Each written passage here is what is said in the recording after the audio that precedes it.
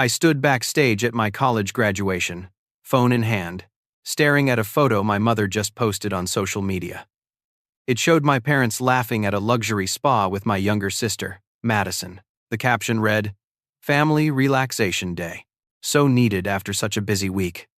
My mother had texted me 3 days ago saying they were too exhausted to make the 6-hour drive to my graduation. I was the first person in my family to earn a college degree. I was also about to be announced as valedictorian. Nobody from my family knew.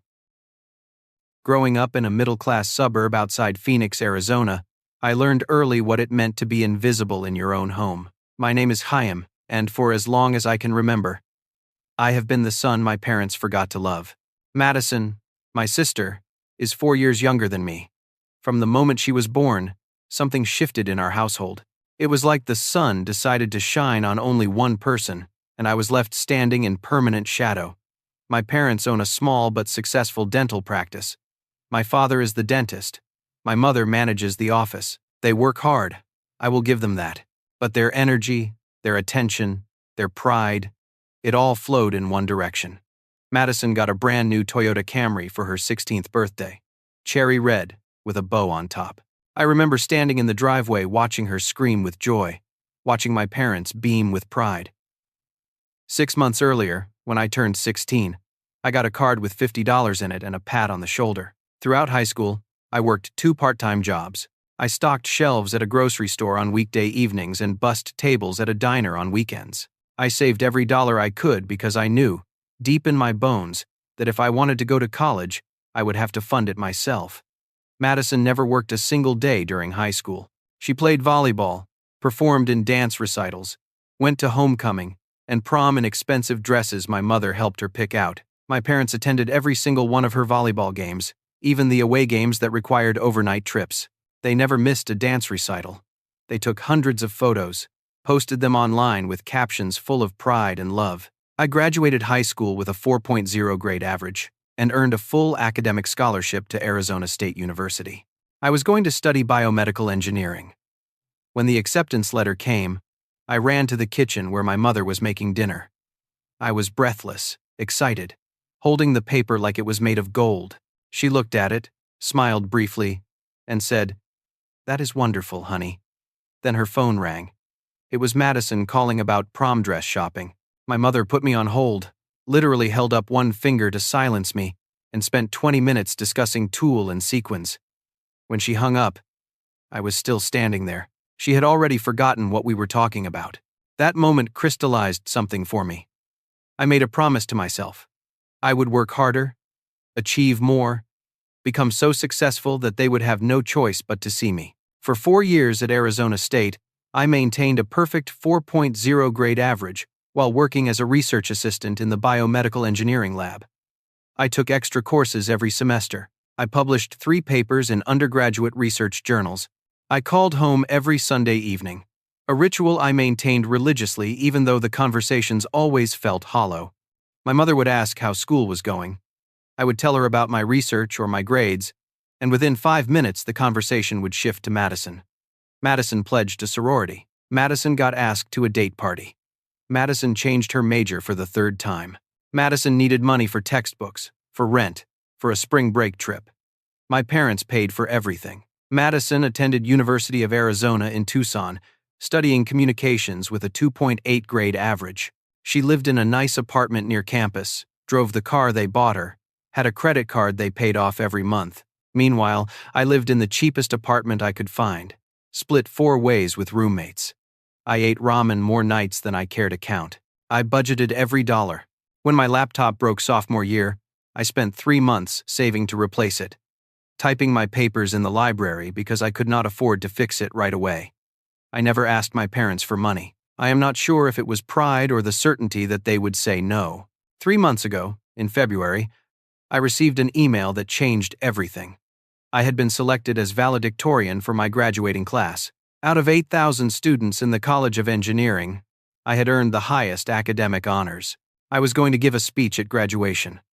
I was going to stand on that stage and represent everything I had worked for. I called my parents immediately, hands shaking with excitement. My mother answered on the 4th ring. "Hello, Mom."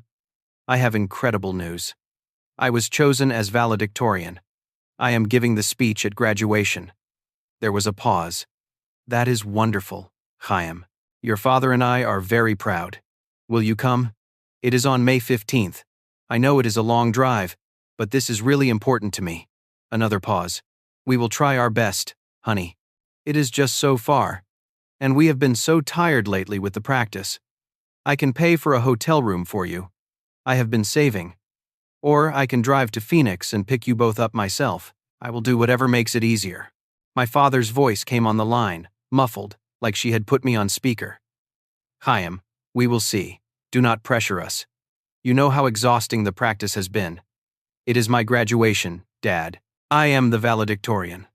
We understand that, son. We are proud of you. But you are an adult now. You do not need us there to validate your accomplishments. The words hit me like a physical blow. I swallowed hard. Okay. I understand. Good. We will talk soon. They hung up. I sat in my apartment, phone still pressed to my ear, listening to the dial tone. My roommate, Tyler, walked in and saw my face. You good, man?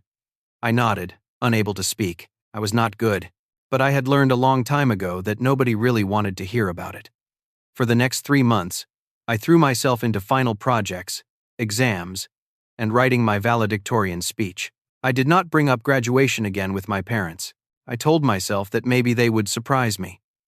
Maybe they would show up without telling me, stand in the back of the auditorium, and afterward tell me they would never have missed it. I held on to that small, foolish hope. 3 days before graduation, I received a text from my mother. Chaim, your father and I have decided we cannot make it to your graduation. We are just too tired. We have been working so hard, and we need rest. We will celebrate with you when you come home next month. Congratulations, sweetheart. I read the text 10 times. Too tired. I looked at my calendar. I had not been home in 8 months. I had worked 30-hour weeks on top of a full course load. I had written a thesis, completed a senior design project, and prepared a speech that I had rewritten 16 times, trying to make it perfect. And they were too tired to drive 6 hours. I did not respond to the text. I did not know what to say. Then, 30 minutes before my graduation ceremony was scheduled to begin, I saw the post. My aunt had liked it, which is how it appeared in my feed. My mother, my father, and Madison, all smiling at a luxury spa. Cucumber slices, fluffy white robes, glasses of champagne. The caption that felt like a knife.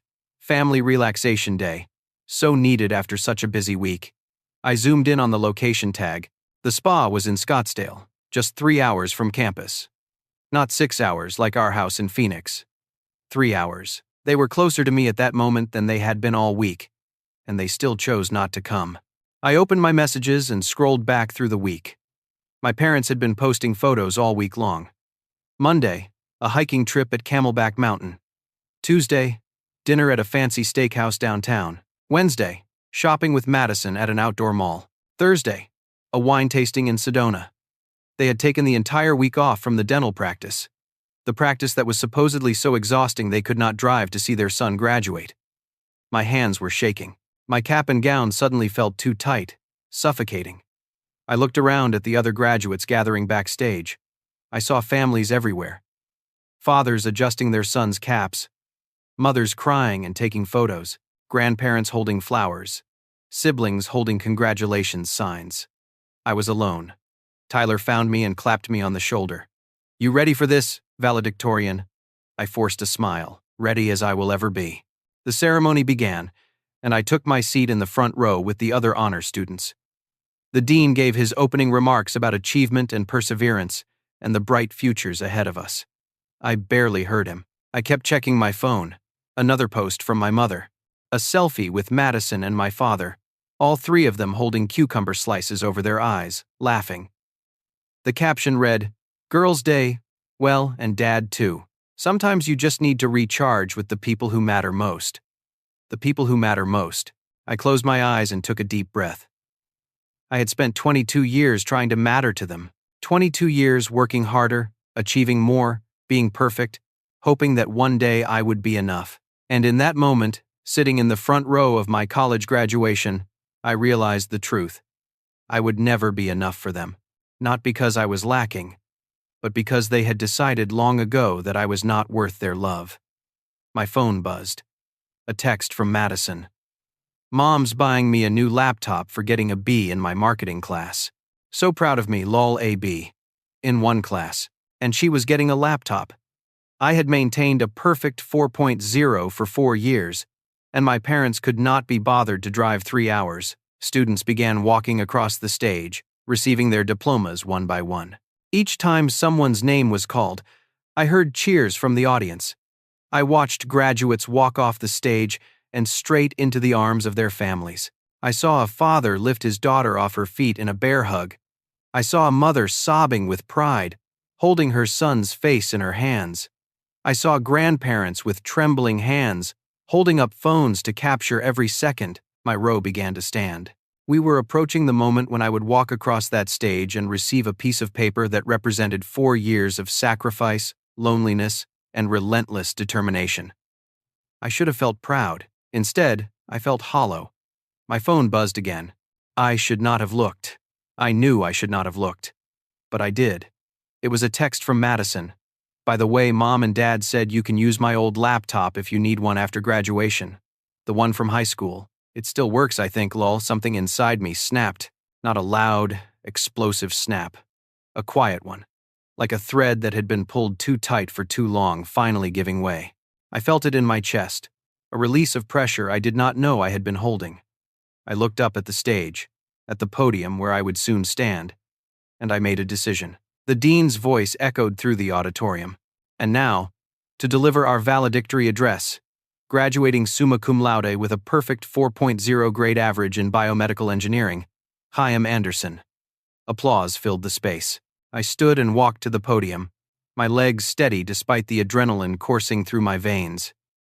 I looked out at the audience, at the thousands of people gathered to celebrate their loved ones.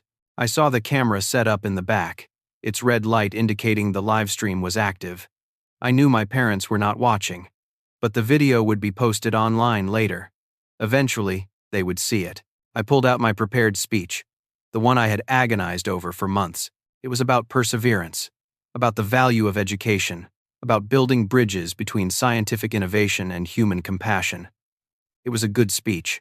Safe, inspiring, appropriate. I looked down at the paper, then at the camera, then back at the audience. I began to speak. Thank you, Dean Morrison, distinguished faculty, family, friends, and fellow graduates.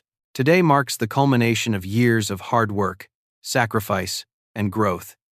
We stand here not just as individuals, but as a community that has supported and challenged each other. I paused. The auditorium was silent, attentive.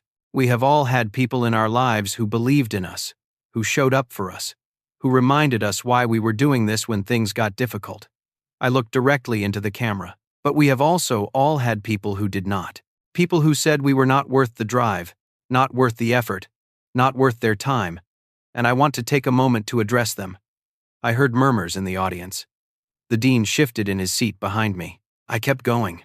This achievement, this moment, belongs to me. I earned it. I worked 30-hour weeks while maintaining a perfect grade average. I published research papers. I sacrificed sleep, social events, and comfort. I did this without the support of the people who were supposed to be here. I did this despite being told, directly and indirectly, that my accomplishments were not important enough to warrant their presence. The auditorium had gone completely silent. I could hear my own heartbeat in my ears. So to everyone who did not show up today, to everyone who said they were too tired, too busy, or just not interested enough to be here, I want to say this. I did it without you. I did it despite you. And I will keep going higher without needing your approval. This one is for you. This moment, this achievement, this validation you refuse to give me, I am giving it to myself. And it is enough. I took a breath and returned to my prepared speech, my voice steady and professional. I talked about the future of biomedical engineering, about our responsibility to use our education to serve others, about the power of knowledge. I finished strong, with a quote about perseverance from Maya Angelou. The audience erupted in applause, but it was different from the polite applause that had followed other speeches. This was louder, more energetic. Some people were standing. I saw Tyler in the crowd, pumping his fist in the air. I saw strangers wiping their eyes. I also saw the shock on the dean's face, the confusion among the professors seated on stage. As I walked off the stage and back to my seat, my phone exploded with notifications. The vibrations were constant, relentless. Text after text, notification after notification. I did not look at it. I sat down, hands folded in my lap, and watched the rest of the ceremony in a daze. When it was over, when we had all thrown our caps in the air and the crowd dispersed, I finally looked at my phone. 63 text messages, 21 missed calls, all in the span of 90 minutes. My mother, Chaim, what were you thinking? My mother, call me right now. My mother, you embarrassed this entire family. My mother, how dare you say those things publicly? My mother, people are calling us asking what happened. This is humiliating. My father's voicemail, you owe your mother an apology. We have sacrificed everything for you. And this is how you repay us? By publicly humiliating us? You need to fix this, Chaim. You need to fix this now. Madison. What the hell did you just do? Madison. Mom is freaking out. Madison. You ruined my whole day. Madison. You are so selfish. But there were other messages too. My Aunt Karen. Chaim, I just watched the live stream. Are you okay? What happened? My cousin Derek. Dude, that was intense. Are you all right? Your parents are blowing up the family group chat. And then, a text from a number I did not recognize. This is Dr. Patricia Hayes, your research advisor. I was in the audience today. That took courage. I would like to speak with you about an opportunity. Please call me when you have a moment. I turned off my phone. I could not handle it. Not yet. Tyler insisted on taking me out to celebrate. A group of our friends gathered at a local restaurant near campus, a place we had been going to for 4 years whenever someone needed cheering up or had something worth celebrating. We ordered too much food and sat in a booth in the back, laughing and telling stories about professors and late-night study sessions and the time the fire alarm went off during finals week. For a few hours, I felt normal. I felt like maybe I had done the right thing. Dr. Hayes appeared at our table around 8 in the evening. She was a woman in her early 50s with gray streaks in her dark hair and kind eyes that always seemed to see more than you wanted them to. She had been my advisor for the past 2 years, guiding my research on drug delivery systems for cancer treatment. Your work on nanoparticle synthesis was some of the best undergraduate research I have seen in 20 years of teaching. You have a future in this field, and I would be honored to help you build it. Thank you, I managed to say. That means more to me than you know, she smiled. Also, I took the liberty of forwarding your research portfolio to a colleague at a pharmaceutical company. They have been looking for junior researchers. They reached out to me this afternoon. They want to interview you. The starting salary is $85,000. My knees felt weak. $85,000. That was more money than I had ever imagined making right out of college. Send me your availability, and I will coordinate with them. You have options, Chaim. You have earned them. After she left, I stood outside the restaurant for a long time, just breathing. For the first time all day, I felt something other than pain. I felt hope. I turned my phone back on. The notifications had multiplied. Over 100 messages now. I scrolled through them, skimming the anger from my parents, the concern from extended family, the support from friends who had watched the live stream. And then I saw the messages from people I barely knew. My grandmother, my father's mother, who I had only met a handful of times growing up because my parents always made excuses about why we could not visit her. Chaim, I watched your speech online. Your grandfather would have been so proud of you. Please call me when you can. I dialed her number. She answered on the first ring. Chaim, sweetheart. Hi, Grandma. That took guts, what you did today. I probably should not have said all that publicly. Nonsense. Sometimes the truth needs to be said out loud, especially when people have been pretending it does not exist. I want you to know something.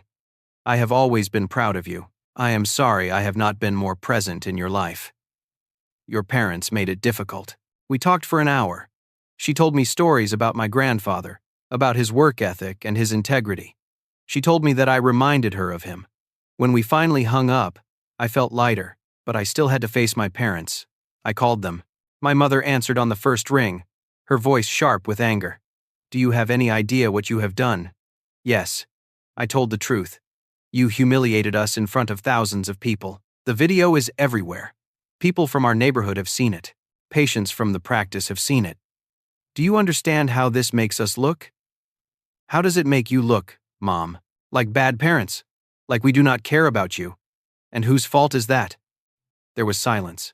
Then my father's voice, cold and hard. Watch your tone, son. I am not your son. Not in any way that matters. Sons get phone calls on their birthdays. Sons get parents who show up to important events. Sons get love that is not conditional on being convenient. We have always loved you, my mother said, but her voice was defensive, not sincere. No, you have not. You have tolerated me. There is a difference.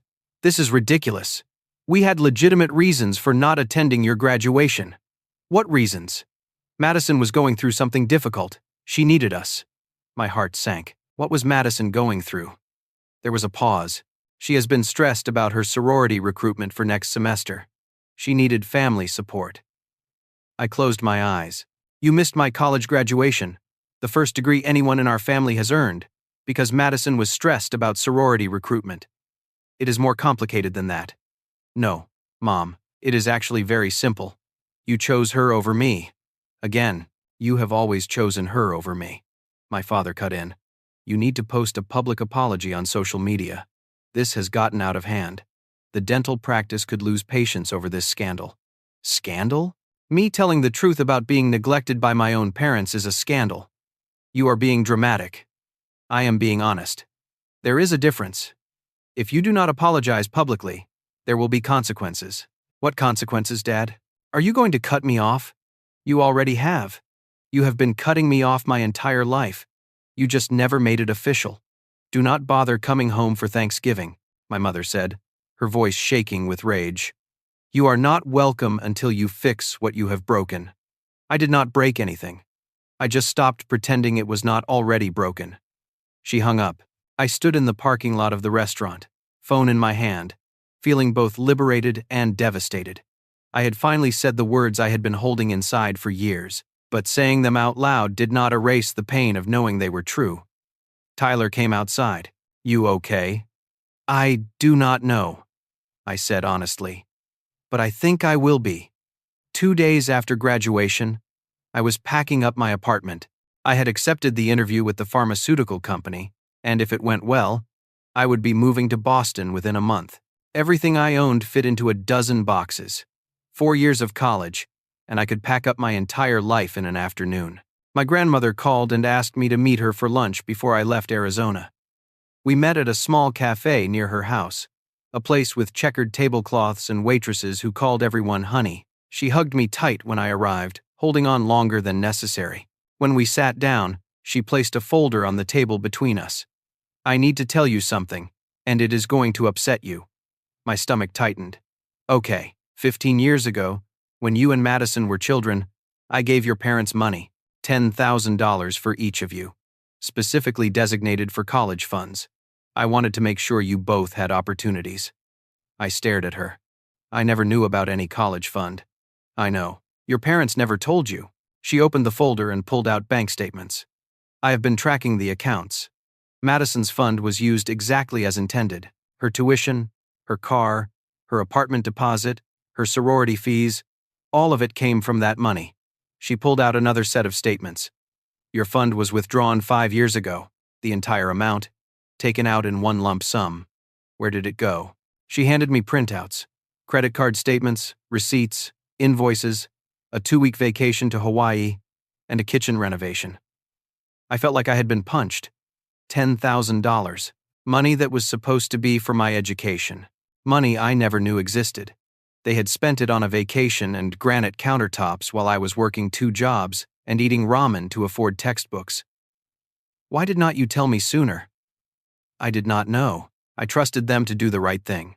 I only checked the accounts last month after your father mentioned at a family dinner that they could not afford to help you with college. It did not sit right with me, so I looked into it. Chaim, I am so sorry. If I had known, I would have stepped in. I could not speak. The betrayal was so complete, so total, that I could not find words. "I want to help you now," she said. "Let me give you money. Let me make this right." I shook my head. "Thank you, but no. I have made it this far on my own. I will keep going on my own. You are a stubborn one, just like your grandfather. Can I have copies of these statements?" She handed me the folder. "I made copies for you. I thought you might want them." I drove back to my apartment in a daze. I had known my parents favored Madison. I had known they treated us differently, but stealing from me, lying to me, spending money that was meant for my future on their own luxuries while I struggled, that was a level of cruelty I had not imagined them capable of. That evening, there was a knock on my door. When I opened it, Madison was standing there, mascara running down her face, eyes red and swollen. "Can I come in?" I stepped aside. She walked into my nearly empty apartment and sat on the floor because I had already packed most of my furniture. "I saw it," she said. "Saw what?" "The video. Your speech. It went viral on TikTok. Over 2 million views." I had not looked at social media since graduation. I had no idea. "Someone screen captured a moment during your speech. The camera panned across the audience, and I was in the background. I was on my phone. While you were talking about being abandoned, I was sitting there scrolling through Instagram." She pulled out her phone and showed me. The image was damning. Me at the podium, pouring my heart out, and in the corner of the frame, Madison, completely disengaged, looking at her phone. Someone posted it with the caption, "While this guy was giving his valedictorian speech about being abandoned, his family was literally at a spa posting Instagram stories. It is everywhere, Chaim. Everywhere." "Why are you telling me this?" "Because people found my social media.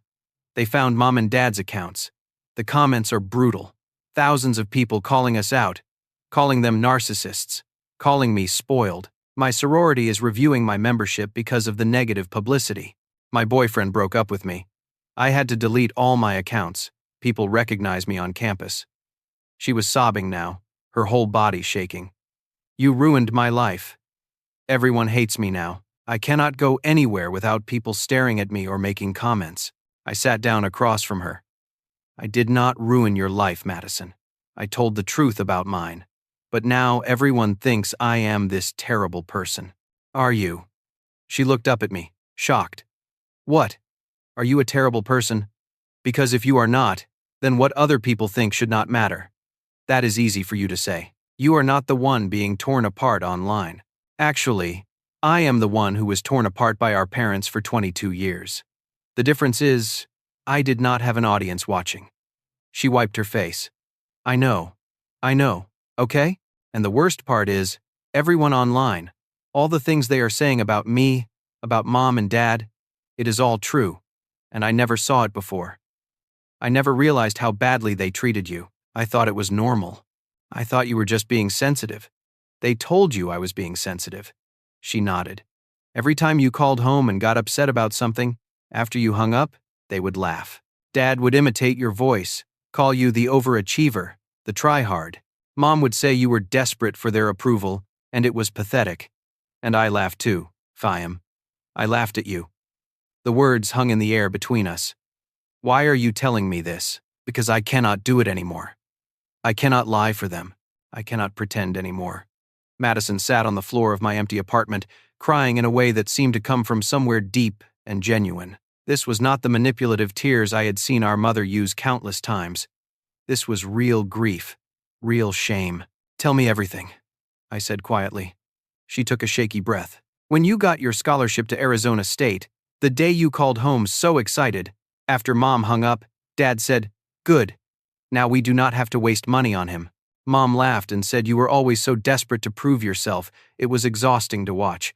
Each word was a knife, but I needed to hear it. Every Sunday when you called during college, it became a joke. They would put you on speaker after you hung up and mock the things you said. Your research, your grades, your accomplishments. Dad would say, 'He thinks he is so special.' Mom would say, 'He is trying so hard to make us proud. It is pathetic. And you just listen to this.' I participated in it. I laughed. I made jokes, too. I felt superior because they loved me and not you. I am so sorry, Chaim. I was young and stupid and I did not understand what I was doing. You were not that young. You are 20 years old. I know. I have no excuse. She pulled out her phone. There is more, things you need to see. She showed me screenshots of a family group chat that I was not part of. Messages from the morning of my graduation. Mom, Madison needs us more today. She has been feeling left out lately with all the attention Chaim is getting. Dad, Chaim will be fine. He does not need us like Madison does. He has always been independent. Mom, exactly. And if we go, he will think he is special. We need to keep him humble. I read the messages 3 times, trying to process them. They planned it, I said. They deliberately chose not to come. Yes, and they coached me on what to say if anyone asked. I was supposed to tell people you were being dramatic, that they did try to come but something came up at the last minute. They wanted me to lie for them. Madison scrolled through more messages. And now, for Thanksgiving, they are planning something worse. She showed me a conversation from 2 days ago, after my speech had gone viral. Mom, we need to control this narrative. At Thanksgiving, we tell everyone that we did attend Chaim's graduation. We will say he is having some kind of mental health crisis and making things up. Dad, I can create fake ticket confirmations. We have old photos from when we visited Phoenix last year. We can say those were from graduation weekend. Mom, perfect. And Madison, you need to back us up. Tell everyone that Chaim has been struggling with his mental health, that the stress of school got to him, that he is confused and making up stories for attention. Madison, I do not know if I can do that. Mom, you do not have a choice. This is family. We protect each other. I looked up at Madison. They want you to tell everyone I am mentally ill. They have already started. Look at Mom's Facebook. She pulled up our mother's profile. I had been blocked from seeing her posts, but Madison showed me. A post from yesterday with a photo of our family from 3 years ago. Please keep our son Chaim in your prayers. He is going through a very difficult time and said some hurtful things he did not mean. Mental health struggles are so real and so painful. We love him unconditionally and will support him through this crisis. Please be patient with him as he heals. The post had 68 comments, relatives and family friends offering prayers and support, saying they had no idea I was struggling, asking if there was anything they could do to help.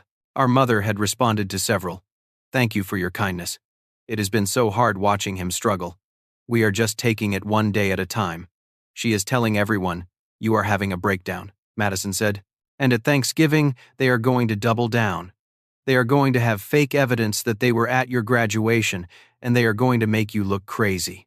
I felt cold. This was not just neglect or favoritism. This was calculated, deliberate, emotional abuse. They were willing to destroy my credibility, my reputation, to protect their own image. Why are you telling me all this? Because I am done. I cannot be part of this anymore. When I saw that screenshot, when I saw myself in the background of your speech looking at my phone while you were in pain, something broke inside me. I realized I am just like them. I am becoming them, and I do not want to be that person. She was crying again. I have spent my whole life being their favorite, and I thought that meant I was special. But I am not special. I am just the one they could control. You scared them because you did not need them. I made them feel powerful because I did. What are you going to do? I want to tell the truth at Thanksgiving. I want to tell everyone what really happened. But Chaim, if I do that, they will cut me off. Financially, I mean. I am completely dependent on them. My tuition, my apartment, my car, everything. If I go against them, I lose everything. So you want me to tell you it is okay to keep lying? No. I want you to tell me how you survived without them, because I do not know if I can do it. I looked at my little sister, really looked at her, maybe for the first time. Not as the golden child, not as the favorite, but as another victim of the same broken parents, just damaged in a different way. You survive by realizing that their love was never real. It was always conditional, always transactional. You survive by building your own life, your own identity, separate from their approval. It is hard, Madison. It is lonely. But it is real. And real is better than whatever they were giving us. She nodded slowly. I want to come to Thanksgiving with you. I want to stand with you when you confront them. Are you sure? No. But I am going to do it anyway. Thanksgiving Day arrived, cold and bright. Madison and I drove to Phoenix together. 6 hours of highway and nervous conversation. I had spent the previous 3 months in Boston, starting my new job at the pharmaceutical company. The interview had gone well, better than well. They had offered me a position in their executive training program with a starting salary of $135,000, plus full funding for my graduate degree. My life had transformed completely, but today, I was going back to the place where I had been invisible. We pulled up to my parents' house at 2 in the afternoon. Cars lined the street. My Aunt Karen's minivan, my Uncle Ron's truck, my grandmother's sedan. At least 25 people were gathered inside for Thanksgiving dinner. Madison grabbed my hand before we got out of the car. I am scared. Me too. What if this destroys the whole family? Madison. They already destroyed it. We are just refusing to pretend anymore. We walked up to the front door together. I had a laptop bag over my shoulder with everything I needed. My mother opened the door, and her face went white. Chaim, we were not expecting you.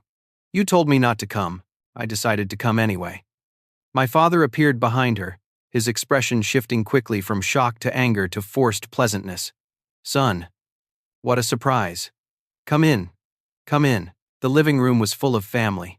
Conversations stopped as I entered. People stared. I could see the questions in their eyes, the confusion. My Aunt Karen approached with a gentle smile. Chaim, sweetheart. How are you feeling? I am feeling fine, Aunt Karen. Why do you ask? She glanced at my mother. Your mom mentioned you have been going through a difficult time. Did she? My Uncle Ron clapped me on the shoulder. It is okay, son. We all have moments we are not proud of. College is stressful. Nobody blames you for anything. I looked around the room. They all thought I was fragile, possibly unstable. My mother had done her work well. Dinner was awkward but civil. My mother kept watching me like I might explode at any moment. My father made small talk about the weather and football. Madison sat next to me, barely eating. After dessert, my father stood up with his wine glass. I think we should go around the table and share what we are thankful for. I will start. I am thankful for family, for health, for the success of the practice, and for having both my children here today despite some recent difficulties. He looked pointedly at me. Others shared their gratitude, love, health, blessings. When it came to my mother, she said, I am thankful for family who stick together through hard times and support each other no matter what. Then it was my turn. I stood up. I am thankful for a lot of things this year. But before I share them, I need to address something. My mother's face went tight. Chaim, maybe you should sit down. No, Mom, I need to say this. You told everyone here that I had some kind of mental health crisis at my graduation, that I said things I did not mean, that I was confused and struggling. My Aunt Karen nodded sympathetically. Sweetheart, we understand. There is no shame in getting help. I do not need help. I need you all to know the truth. I pulled out my laptop and set it on the dining room table. Mom, Dad, you told everyone you could not come to my graduation because you were too tired, but you were not too tired. You took the entire week off work and spent it on vacation, including going to a spa 3 hours from my university on the day of my graduation. I pulled up the graduation program on my laptop and connected it to their TV using an HDMI cable I had brought. Here is the program showing the date and time. Then I pulled up the live stream video. Here is the ceremony. You can see the audience. You can look for them. They are not there. I showed the text messages on the screen, enlarged so everyone could read them. Here are the messages where they said they were too tired to come. Then I showed the social media posts, time-stamped and geotagged. My parents at the spa, the caption about family and recharging with the people who matter most. The room was dead silent. My grandmother stood up. Is this true? My mother's face was red. This is not appropriate dinner conversation. Answer the question, my grandmother said, her voice hard. My father stood up. We had our reasons. What reasons? I asked. Tell them why you did not come. Silence. Madison stood up, her voice shaking but clear. I will tell them. They did not go because I was stressed about sorority recruitment. They said I needed them more. They said Chaim was too independent and did not need them like I did. My Aunt Karen's mouth fell open. You missed his college graduation for sorority drama. I was not done. I pulled up the bank statements my grandmother had given me. This is a college fund my grandmother set up for me 15 years ago.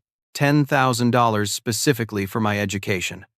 My parents withdrew it 5 years ago and spent it on a vacation to Hawaii and a kitchen renovation. They told me they could not afford to help with college while I worked 2 jobs to survive. I showed Madison's fund statements next. This is Madison's fund, used exactly as intended, for her education and expenses. My Uncle Ron stared at my father. You stole from your own son's college fund. We did not steal anything, my father said, his voice rising. That money was ours to use as we saw fit. It was designated for Chaim's education, my grandmother said, standing now, her voice shaking with rage. I pulled up the family group chat screenshots. These are messages from the morning of my graduation, planning to skip it, deliberately, planning to keep me humble, saying I did not need them. My mother stood up. Where did you get those? Those are private. Madison gave them to me. Because unlike you, she chose honesty over protecting your image. Then I showed them the Facebook post, the one about my supposed mental health crisis. And this is what you posted after my speech. Telling everyone I was mentally ill, that I was making things up, that I needed prayers and patience. You were building a narrative to discredit me. I pulled up the messages about Thanksgiving, about creating fake tickets and photos, about coaching Madison to lie. And this is what you planned for today. You were going to show everyone fake evidence that you attended my graduation and make me look like I was delusional. My Aunt Karen stood up, facing my mother. Is this true? Were you going to lie to all of us? My mother started crying, but they were not the tears I had seen before. These were panicked, desperate. You do not understand. You are taking everything out of context. What context makes stealing from your son okay? My Uncle Ron demanded. My father's face was purple with rage. This is a betrayal. You came into our home and ambushed us. You betrayed me my entire life, I said calmly. I am just refusing to be silent about it anymore. My phone rang. The ringtone was loud in the tense silence. I looked at the screen. Dr. Hayes.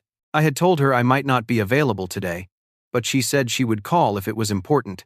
I answered on speaker. Hello. Chaim. I am so sorry to interrupt your holiday, but I had to call you immediately with this news. It is okay. What is it? The pharmaceutical company did not just want to hire you. They were so impressed with your research and your story, they have offered you a position in their executive training program. It is a fast track to leadership. Starting salary is $135,000, full benefits, and they are funding your graduate degree completely, including a living stipend. They want you to lead a new research initiative on medical accessibility. The room was silent. Everyone heard it. Additionally, Dr. Hayes continued, your work caught the attention of the National Science Foundation. They are offering you a prestigious research grant. Chaim, do you understand what this means? You are being recognized nationally for your work at age 22. Thank you, Dr. Hayes. I will call you back later to discuss details.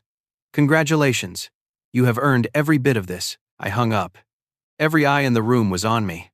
My mother's expression changed instantly, her tears stopping like a faucet turned off. Chaim, that is wonderful. We are so proud of you. My father stepped forward. See, we always knew you would be successful. All our tough love paid off, and there it was. The moment I had been waiting for. The moment that revealed everything. They were not sorry for what they had done. They were just repositioning themselves to take credit for who I had become. No, I said quietly. You do not get to do this. You do not get to be proud now. You do not get to claim any part of this. I did this without you. I did it despite you. And you will never, ever get to pretend you supported me. My father's face twisted with rage. After everything we have done for you, this is how you repay us? You ungrateful, what have you done for me? I interrupted. Name one thing. One single thing you have done to support me in the last 10 years. Silence. You stole my college fund. You mocked my accomplishments. You missed every important moment of my life. You prioritized Madison's trivial concerns over my actual achievements. You lied about me to our family. You tried to make people think I was mentally ill to protect your reputation. So, tell me, Dad, what exactly have you done for me? He had no answer. My grandmother spoke up, her voice cold and clear. I am changing my will. Chaim and Madison will inherit equally. You two will get nothing. My mother gasped. You cannot do that. I absolutely can. And I am. My Uncle Ron stood up. I will help you move to Boston, Chaim. Whatever you need.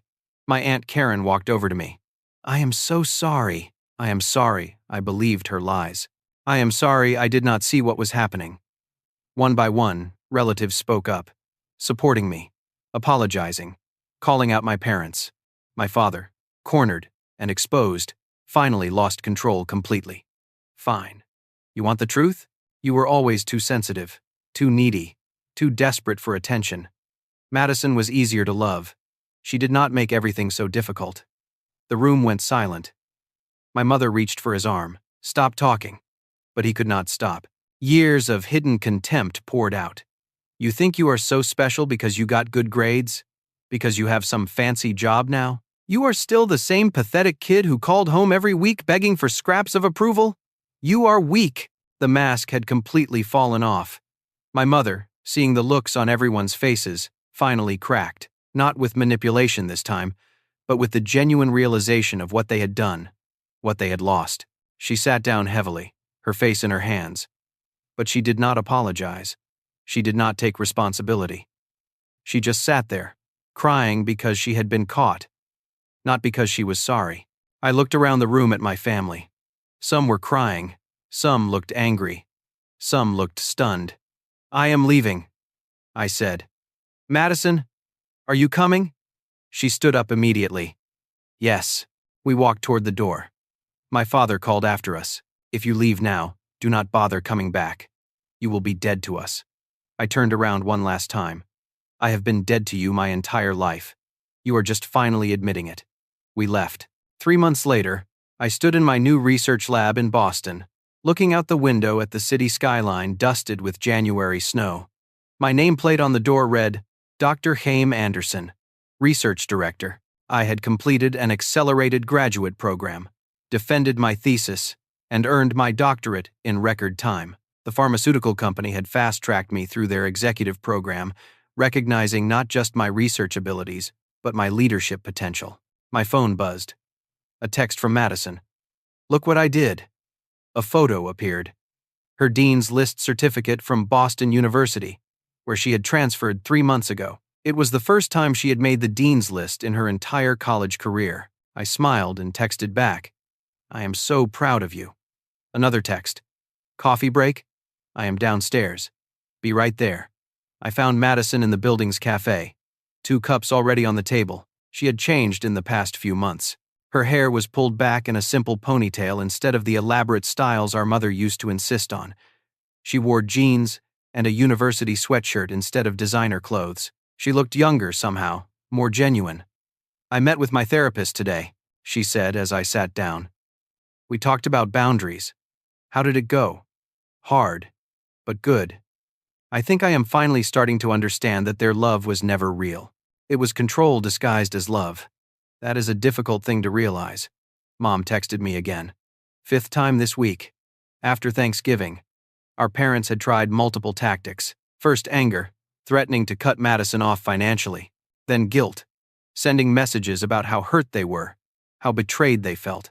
Then manipulation, sudden declarations of love and promises to change. Then attempts to turn other family members against us, which failed because too many people had witnessed the truth. Finally, they had tried bargaining, offering money, offering apologies that blamed their behavior on stress or misunderstanding, never taking full responsibility. Madison had blocked them after the first month. I had blocked them after 2 weeks. What did she say?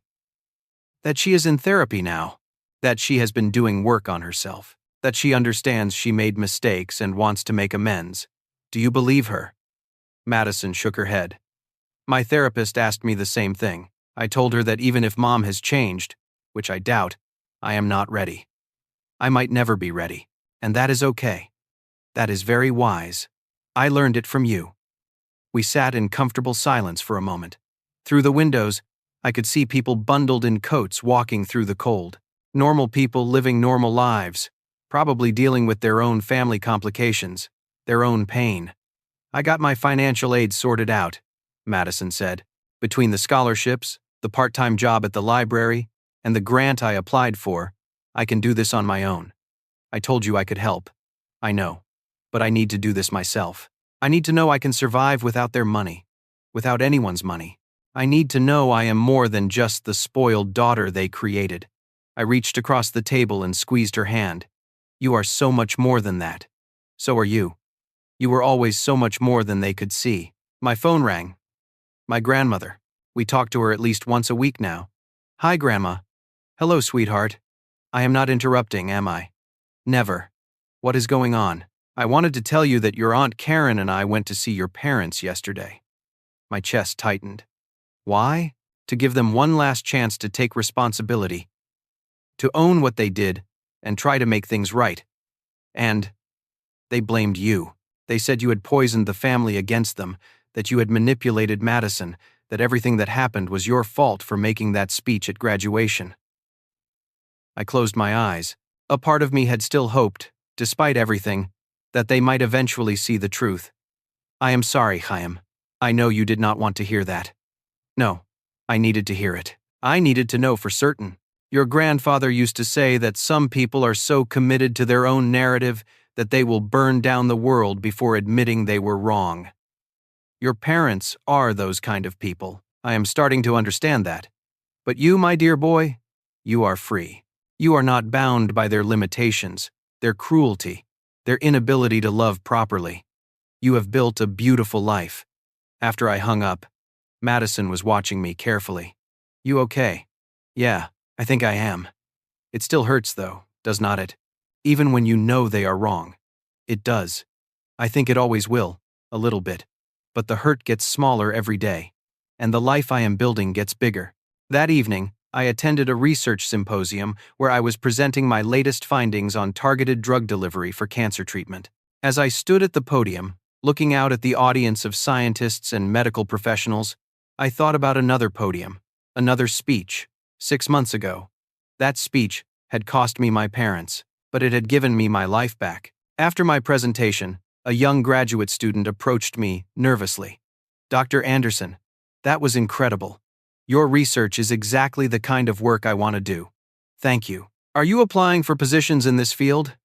I am trying to. It is just hard. My family does not really support it. They think I should go into something more practical. I looked at this student, so young and uncertain, and I saw myself. Can I give you some advice? He nodded eagerly. Your worth is not determined by whether your family sees it. Your value is not contingent on their approval. If you have passion and you work hard, you will find people who recognize what you are capable of. And those people, the ones who see you and believe in you, they become your real family. His eyes got a little wet. Thank you. I needed to hear that. As he walked away, I realized something profound. My parents had tried to keep me small, to keep me hungry for their approval, so I would always be controllable. But in doing so, they had accidentally taught me the most valuable lesson of my life. I did not need them. I did not need anyone's permission to be successful. I did not need anyone's approval to have worth. I did not need conditional love when I could build a life based on my own strength. 2 weeks later, Madison and I attended a family gathering at my grandmother's house. Most of our extended family was there. Aunt Karen, Uncle Ron, cousins I had barely known growing up but who had reached out after Thanksgiving to rebuild connections. My parents were not invited. At one point, my cousin Derek pulled me aside. Hey, I just want to say something. That speech you gave at graduation, it changed my life. Really. Yeah.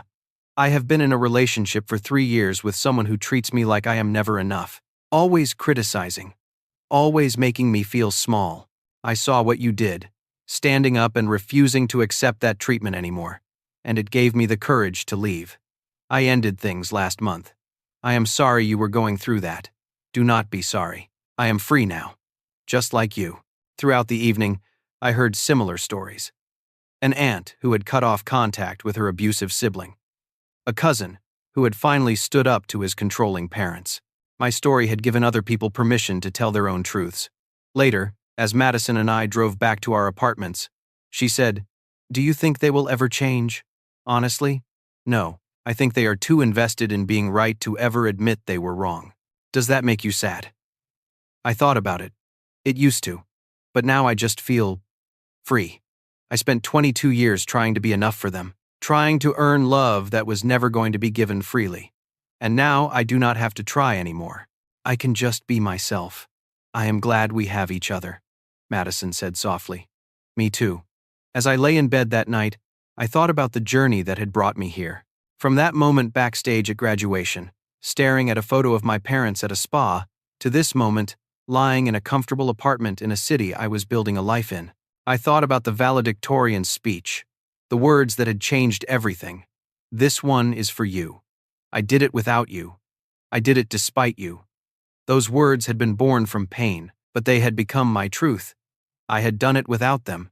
I had built a career, earned respect in my field, created meaningful relationships, found purpose, all without the people who were supposed to teach me how to do those things. And in doing so, I had learned something essential. The greatest revenge is not making people regret how they treated you. The greatest revenge is building a life so full of meaning that their absence becomes irrelevant. My parents had wanted me to need them, to be forever dependent on their approval. Instead, I had learned I was complete without them. That was the lesson I carried forward. That was the truth that set me free. Success is not about making proud the people who never believed in you. Success is believing in yourself when nobody else does. Family is not just about blood. It is about who shows up, who tells the truth, who chooses you even when it is hard. Some people will never give you the love you deserve, and that is not a reflection of your worth. It is a reflection of their limitations. I learned that speaking your truth, even when it costs you relationships, even when it is painful, is the only way to be free. I learned that some people are so committed to their own narratives that they will hurt everyone around them before admitting they were wrong. But I also learned that you can survive without the people who were supposed to love you. You can thrive. You can build your own foundation, and nobody can take that away. The greatest gift my parents gave me, though they never intended it, was teaching me I did not need their approval to succeed. They taught me self-reliance. They taught me resilience. They taught me that I could stand alone and still be standing. I graduated at the top of my class. I have a career I love, research that might help save lives someday. I have people in my life who genuinely care about me. I have a sister who I am watching transform into the person she was always meant to be before our parents twisted her into someone else. And I did it all without the people who said I would never make it without them. That is not revenge. That is freedom. If you are in a situation where the people who are supposed to love you make you feel invisible, where your accomplishments are never enough, where you are constantly trying to earn affection that should be freely given, I want you to know something. It is not you. You are not too sensitive. You are not asking for too much. You are not broken. They are. And you deserve better. You deserve people who show up for you, who celebrate your victories, who see your worth without you having to prove it constantly. And if the people in your life cannot be those people, you have permission to build a new life with people who can. It will hurt. It will be hard. But on the other side of that pain is a kind of peace you cannot imagine when you are still trapped in the cycle of seeking approval from people who will never give it. You can do this. I know you can. Because I did. And if I could give one piece of advice to my younger self, to that kid working 2 jobs and calling home every Sunday hoping this time they would care, it would be this. Stop waiting for them to see you. Start seeing yourself. Your worth was never theirs to determine. Now I want to hear from you. Have you ever had to stand up for yourself against people who were supposed to support you? Have you ever had to choose your own truth over someone else's comfort? Drop your thoughts in the comments below. Your story might be exactly what someone else needs to hear today. If this story resonated with you, please hit that like button and subscribe to the channel for more real-life stories about overcoming adversity and finding your strength. Share this video with someone who needs to hear that they are enough, exactly as they are. Thank you for listening to my story. I know it was long, And I know parts of it were painful. But I believe in the power of truth, even when truth is uncomfortable. Especially when truth is uncomfortable. I hope wherever you are in your journey, you find the courage to speak your truth. I hope you find people who celebrate you instead of diminishing you. And I hope you build a life so beautiful that the people who could not see your worth become nothing more than a footnote in your story of success. Take care of yourselves. You are worth more than you know.